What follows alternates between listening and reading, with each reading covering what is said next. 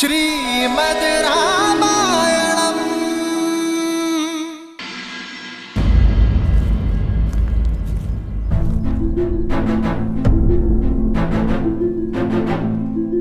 सबकी चिंता हरने वाले प्रभु श्री राम के आगमन के बाद भी आपके मुख पे चिंता का भाव क्यों महाराज? महाराज की चिंता अकारण नहीं है हनुमान।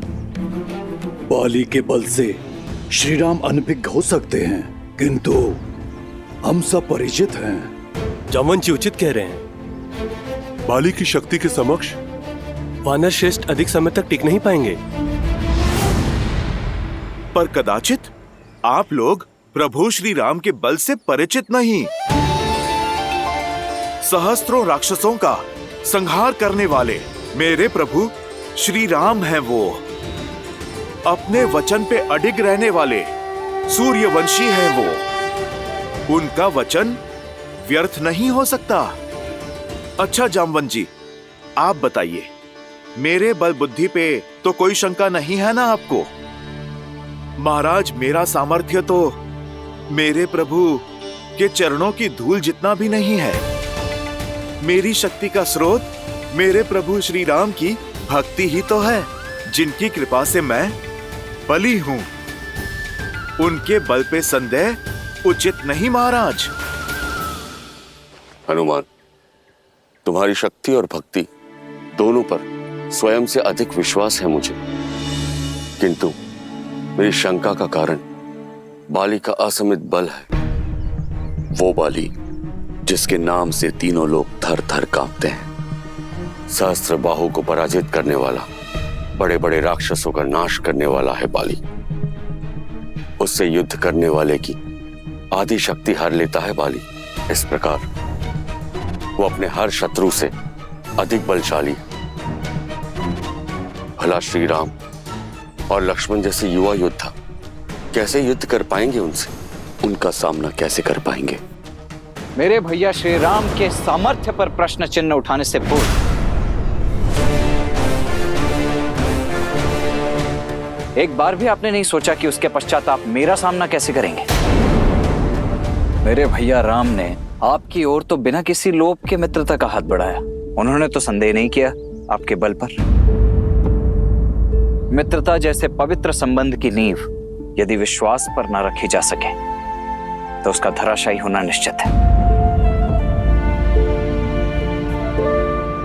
यदि मेरे भैया श्री राम ने कहा है कि बाली का वध करने में वो आपकी सहायता करेंगे, तो अब तो नियति भी उनके मार्ग का कांटा नहीं बन सकती है।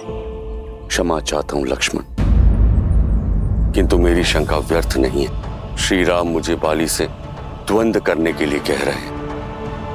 मुझसे बहुत शक्तिशाली है वो, मैं उसे कभी हरा नहीं पाऊंगा। और यदि श्री राम बाली को मारने में असमर्थ रहे तो मैं मृत्यु को प्राप्त करूंगा और सदा के लिए बाली के पाश में बंधने का विष मेरी पत्नी को पीना होगा। और यही नहीं, मेरे अपनों का क्या होगा? जिनका जन्म ही संसार की पीड़ा हरने के लिए हुआ हो, उन मेरे भैया राम की उपस्थिति में ऐसा हो जाए, ये संभव नहीं है वानरराज। लक्ष्मण,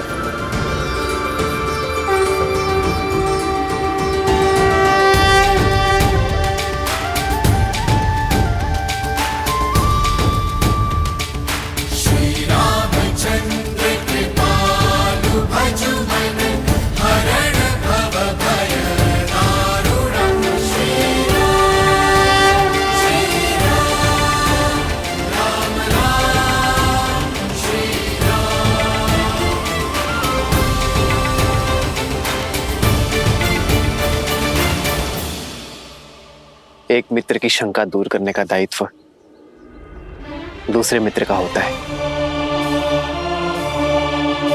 और शंका धमकाकर नहीं, समझाकर दूर की जाती है।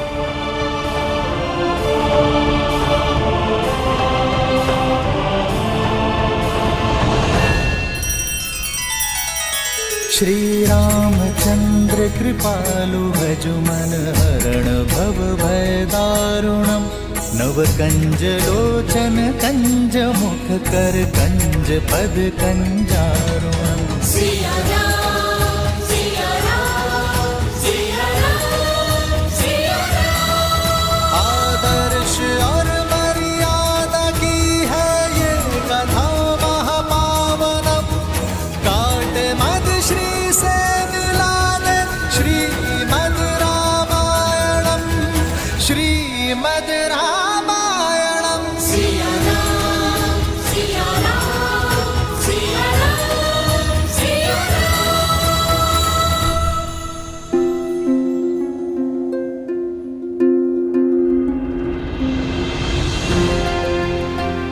बताइए सुग्रीव, ऐसी कौन सी शंका है जो आपको कचोट रही है?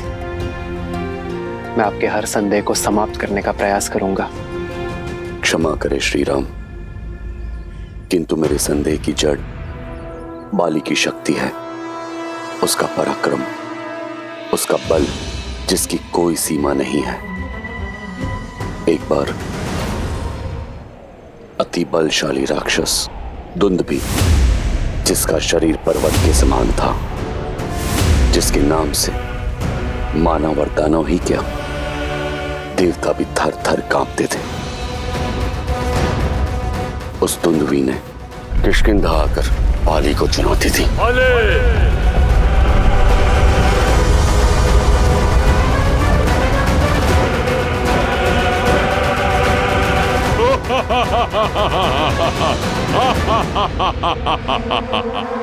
तो तू है बाली, तेरा यहाँ आना व्यर्थ हुआ। सुना था तू तो बहुत बड़ा बलशाली है, और तुझे देख के लगता है तुझे युद्ध के लिए ललकारना ही मेरा अपमान है। आओ युद्ध करो, सत्य और मिथ्या दोनों का ही बोध हो जाएगा तुम्हें।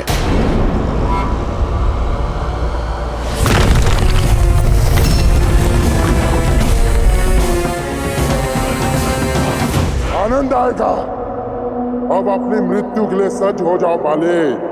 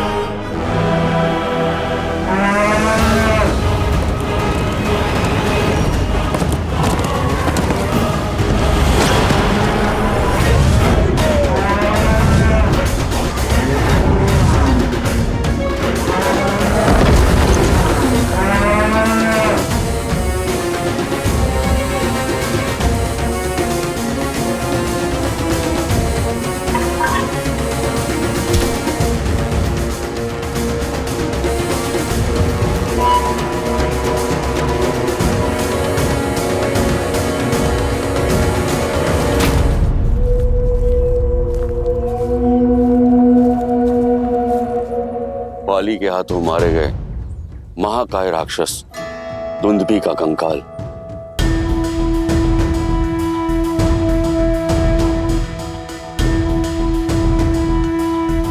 बरसों से आज भी इस ऋषिमुख पर्वत पर पड़ा है। आज तक किसी में इतना साहस, इतना सामर्थ्य नहीं कि इसे लेश मात्र भी हिला पाए। ना अकेले ना समूह में। सोचिए, जिसके कंकाल में इतना बल हो वो दुंदुभी कितना शक्तिशाली होगा, और उस दुंदुभी को उठाकर योजनों दूर तक फेंक देने वाले बाली किस बल का स्वामी होगा। महाराज, आप मेरे प्रभु पर विश्वास रखिए, वो आपकी हर एक समस्या का निवारण करेंगे।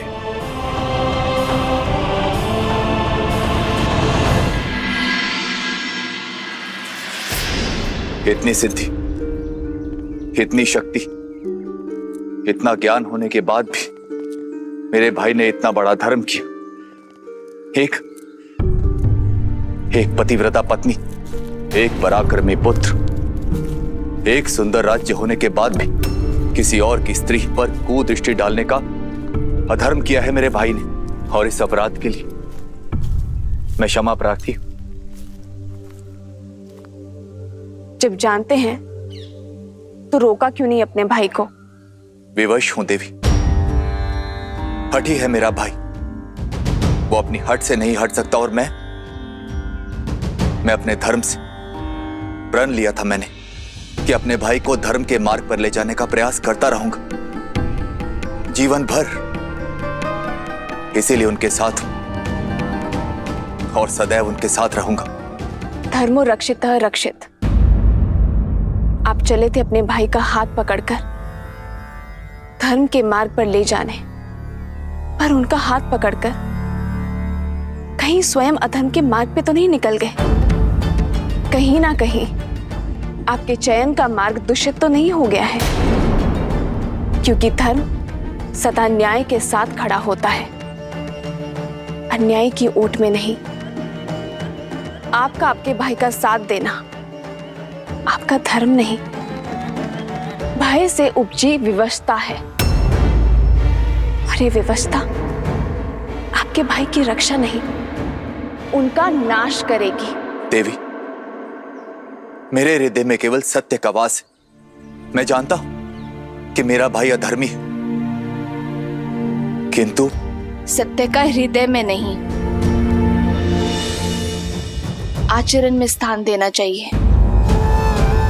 सत्य का निर्वाहन कर्म और वचन से होना चाहिए, जैसे मेरे श्री राम करते हैं। सत्य का बोध होते हुए भी अपने भाई के अन्याय का समर्थन कर रहे हैं आप, तो आप भी मेरे दोषी हुए ना। आपने क्षमा मांगी, मैं दे दूंगी, पर क्या आपका धर्म आपको क्षमा कर पाएगा?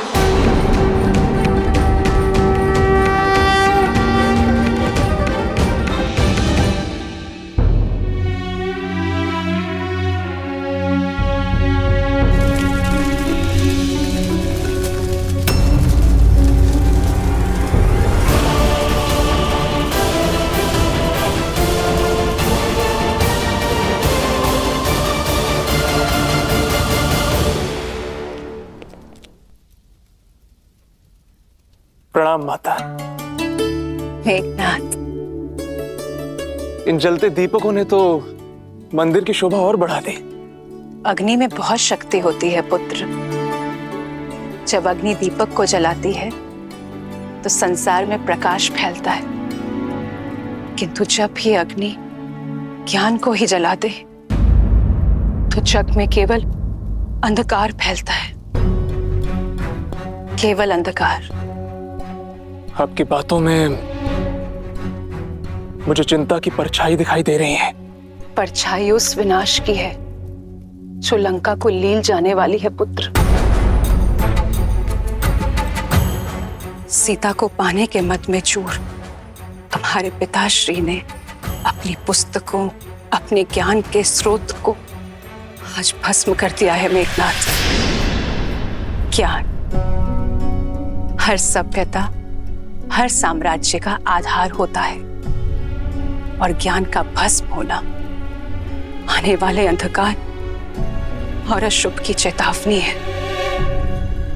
माता, अब चिंता क्यों करती हैं? पिताश्री है ना, वो लंका पर कभी कोई आंच नहीं आने देंगे। सूर्य है वो, जिनके प्रकाश को कभी कोई चुनौती नहीं दे सकता। देर तक अगर सूर्य को देखते रहोगे ना पुत्र, तो कुछ और देखने के योग्य नहीं बचेंगी आपकी आंखें। अपने पितृ भक्ति में इतने अंधे ना हो जाओ कि सत्य और असत्य का भेद ना कर सको।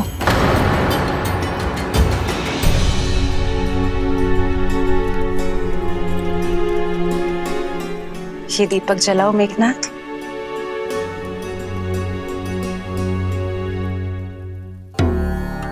अग्नि से बाती भस्म हो जानी चाहिए, परंतु हुई नहीं।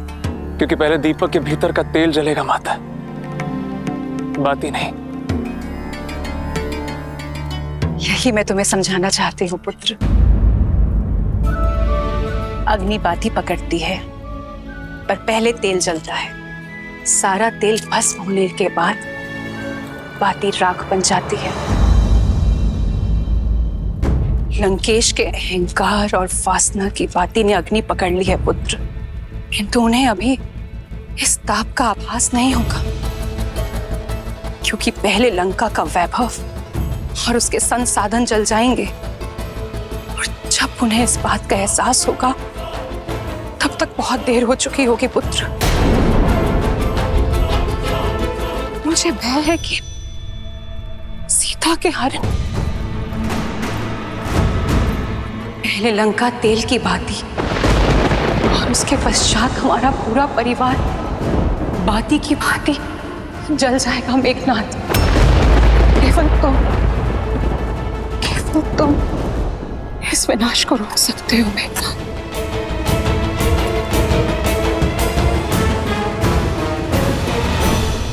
देखिए कैसी माया है। एक कंकाल तो धूमिल हो जाना चाहिए था, परंतु इतनी ऋतुओं के पश्चात भी ये ज्यों के त्यों पड़ा है।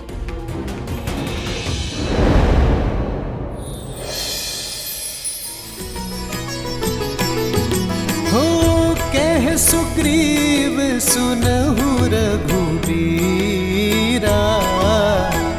बाली महाबल अति रणधीरा।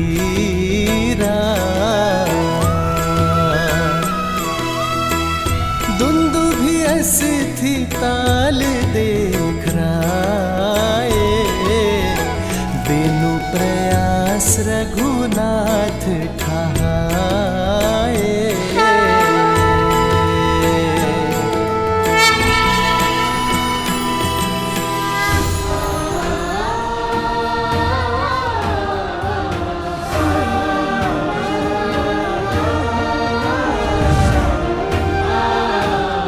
प्रभु श्री राम की, प्रभु श्री राम की, प्रभु श्री राम की। कहिए वानर राज, अब तो आपकी शंका समाप्त हो गई ना? जिस कंकाल को कोई लेस मात्र भी नहीं हिला पाया, उसे मेरे प्रभु के स्पर्श मात्र से योजन दूर फेंक दिया।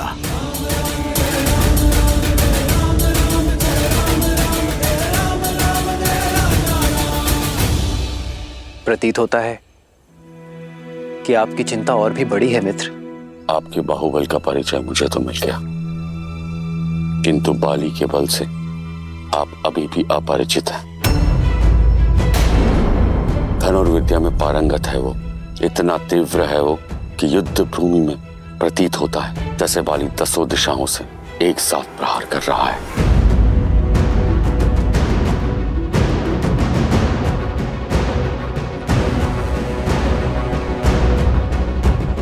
अपने एक बाण से साल के 7 वृक्षों को भेद सकता है वो, इतना प्रबल है उसका प्रहार। आपके संदेह तो समाप्त ही नहीं हो रहे हैं वानर राज। लक्ष्मण, बोलने दो वानर राज को। मित्रता में हर किसी को अपनी बात रखने का अधिकार होता है, और फिर संदेह की धरा पर मित्रता का वृक्ष कैसे फल सकता है लक्ष्मण?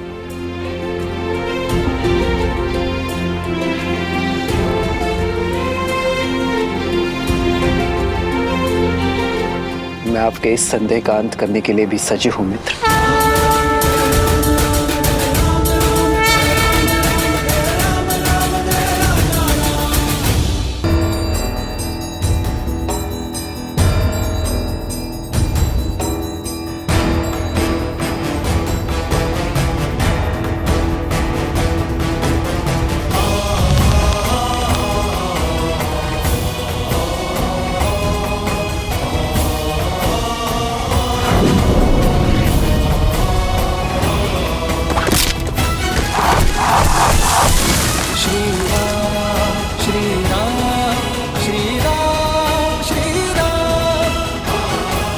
प्रभु श्री राम की जय, प्रभु श्री राम की जय, प्रभु श्री राम की जय। श्री राम श्री राम श्री राम। दुंदुभि का कंकाल और ये वृक्ष वो नहीं है जो प्रतीत होते हैं।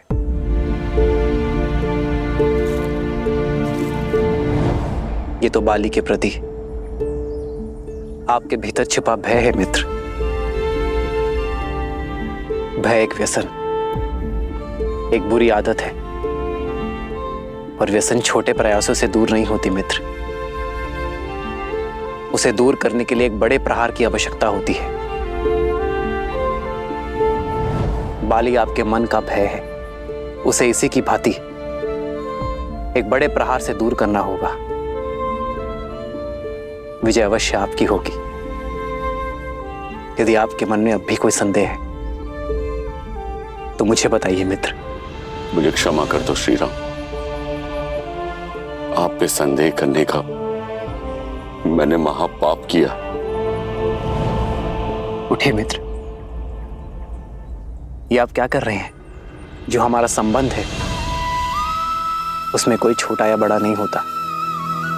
मुझे तो प्रसन्नता इस बात की है कि मैं आपके संदेह का अंत कर पाया। अब कल आप बाली को युद्ध की चुनौती देंगे।